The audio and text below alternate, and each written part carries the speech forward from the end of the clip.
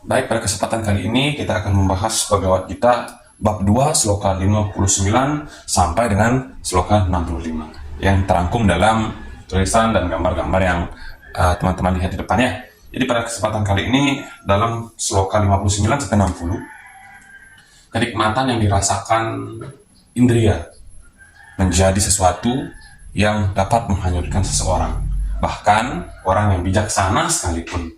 Nah, kenapa? Pikiran orang bijaksana ketika larut atau hanyut akan kenikmatan indria, maka ia akan lupa. Oleh karena itu, Tuhan menyemangati kita dalam sloka 61 bahwa kita dianjurkan untuk sungguh-sungguh. Nah, sungguh-sungguh ini maksudnya seperti apa? Yakni kita menyatakan diri untuk tidak main-main dalam menghubungkan diri kepada Tuhan, kemudian kita mencurahkan segenap hati kita untuk Tuhan dan tekun dalam disiplin-disiplin bakti kepada Tuhan. Banyak jalannya ya, bisa dilaksanakan dengan catur, marga yoga juga. Nah, kemudian dalam sloka 62 dan 63 dijelaskan keadaan seseorang ketika ia meniti jalan turun. Nah, di sini kita fokusnya di sini dulu ya. Bahwa seseorang yang selalu merasakan kenikmatan oleh indera-inderanya, ada semua yang ada dalam badannya, maka seseorang lambat laun akan mengalami keterikatan. Kemudian ketika seorang terikat, maka dikatakan bahwa hawa nafsunya menjadi naik dan bangkit. Kemudian ketika hawa nafsunya naik dan bangkit tanpa terkendali, maka seseorang akan diliputi dengan suasana hati yang marah. Dari suasana hati yang marah, seseorang akan menjadi bingung dan kacau pikirannya.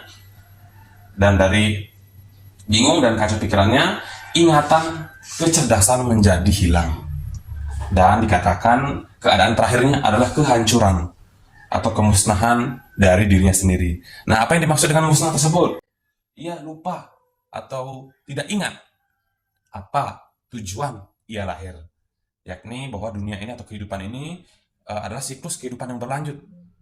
Mulai dari kelahiran sampai dengan kematian. Ia lupa bahwa apa sih tujuannya hidup. Ia hanya ingat lahir dan mati saja. Hidup aji mumpung seperti demikian. Dia akan mengalami kehancuran.